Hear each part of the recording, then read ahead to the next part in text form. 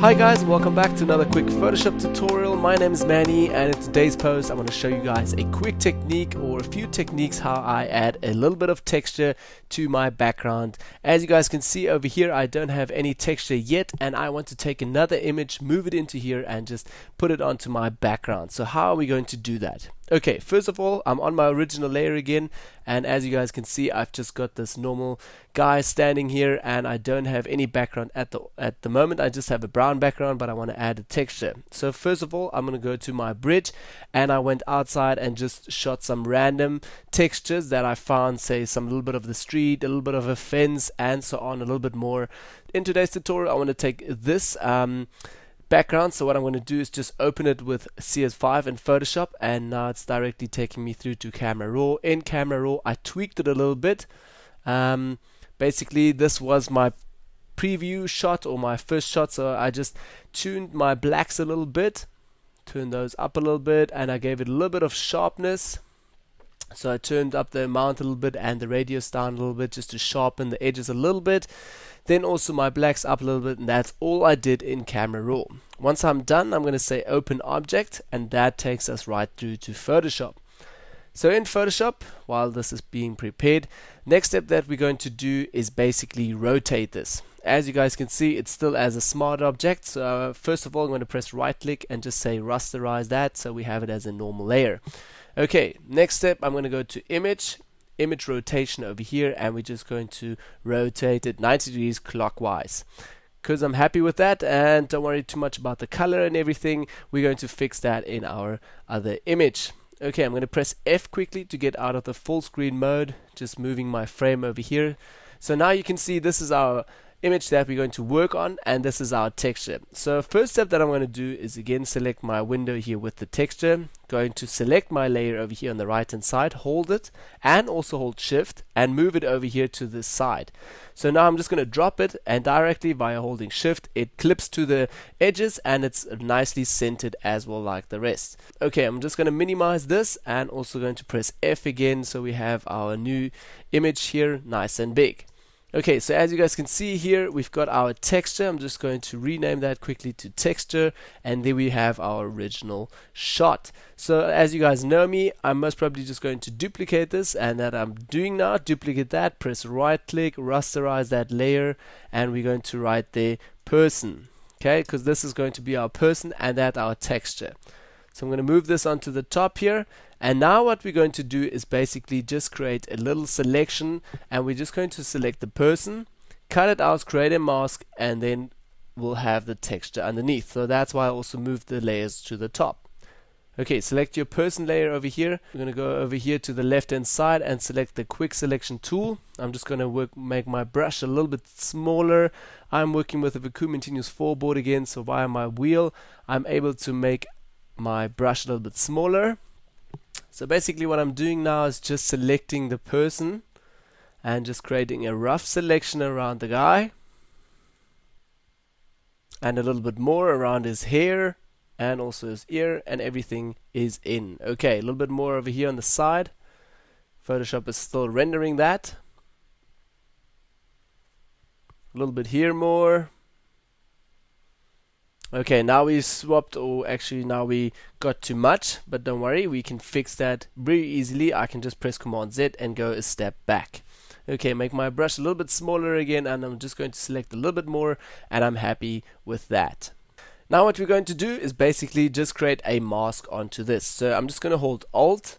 No, I'm not going to hold Alt. I'm just going to select the new layer mask icon down here, and we will directly have a new mask. Okay, as soon as I switch my texture layer on again, you'll directly see that now the texture is behind the person. But our cutout isn't that nice at all. So next step that I'm going to do is basically select my mask over here, press right click, and go all the way to refine mask. Okay, go over there, just move my window a little bit to the side, and first step that I'm going to do in this new window here under refine mask, I'm going to say overlay, or sometimes I work on layer directly. For this moment I'm going to work on layer directly. Okay, then also if you want to, you can play a little bit with the smart radius over here just to get a little bit more pixels and work finer. For me at the moment, I'm just going to work with the settings with 0 overall. Okay, I'm going to go over here to my image and just really quickly going to paint over the side and over the hair of the person, and also a little bit more, a little bit more. So basically this tool helps me now just to refine this edge and also to blend all of those things a little bit better, especially at the top here with the hair. Okay, a little bit more over here, and that looks alright to me.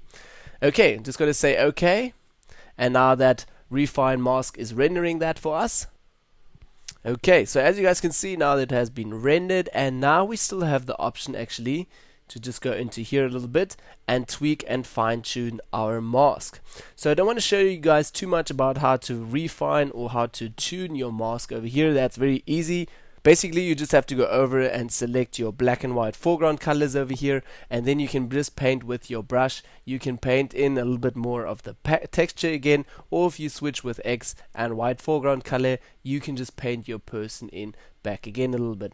So I would sit here and just paint in a little bit of the person's edge a little bit again, and just fix everything that the refine tool didn't fix for me that properly, which also doesn't take me too long. It's most probably just a small little step that we have to do along the lines here. Okay, and a little bit more on the hair, and I'm just going to fix that a bit more over here. I think I showed this technique in a few tutorials before, so if you haven't seen that, please fall back in the tutorials and just have a look. Okay, a little bit more over here. Okay, so next step again, zoom out. And now we have our person in front of the texture. But for me, that texture doesn't really look that real, and I think I still need to work on this. So the next step I want to do to this texture layer is adding a little bit of a fill layer. So first of all, I'm going to go to layer, I'm going to go to new fill layer, solid color. In here, I'm going to say yes, use as a previous clipping mask, because I want to clip that layer to the texture layer. So activate this box here and say OK. So first of all, we're just going to get a rough color over here. I'm just going to sample a rough color over here, say OK, and now we just have the color. That's weird, but I wanted to just have the color, not the full layer under normal mode. So yes, I need to change my blending options in here. So from normal, I'm going to change it all the way to color. So in here, we just have color now. And now what I'm going to do is actually blend this layer off and double click, and also blend my texture layer off. Double click onto here on my solid color picker, and I'm going to pick this brown color from my actual background over here. Say OK that, and I'm going to turn on the texture, and I'm going to turn on my new color fill layer. And as you guys can see already, that brown texture from the background already applied as a new color onto our texture. So now I don't want to overtake that to 100 opacity. I'm going to change that later again a little bit. Next step that I'm going to do to this is most probably add a little bit of levels to it. Also go back to adjustments here, we're going to select levels, and now we actually forgot a little step. So what we have to do is also clip this again. So I'm holding Alt, going between my two layers over here, hold Alt and just clip that to those layers. Okay, now I'm able to go back to my levels on the top here and just tweak my levels a little bit and just make this a bit brighter or a bit darker, the way I actually want it. I want to darken this a little bit more and also brighten the center a little bit more. Okay. Next step that I'm basically going to do is go again back to adjustments here, and we're going to just desaturate that a little bit. So hold Alt this time, so we're clipping it to the rest of our layers, and just hold that and select over here, say yes, use as previous clipping mask, okay. And now I'm just going to take the saturation out a little bit, not too much. Okay, and that is our final step that we actually did for just clipping that a little bit. Okay, go out here again. Next step that we're going to do is just select all of these layers that we just had now with holding shift, selecting all of that texture as well. Press Command G and put it together in a new group and call that texture.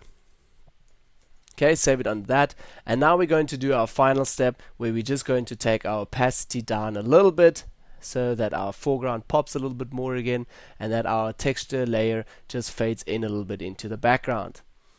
Okay, so as you guys can see, that is our person here at the top. If you want to, you can also create a group for that and just write that person.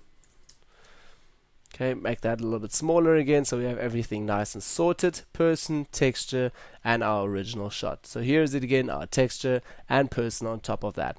So my next step would most probably be then just to creating a little bit of a light and a vignette around this image and just suiting the light a little bit so that the background also fits a little bit better with your foreground. Alright, so I hope you guys learned something from this quick tutorial.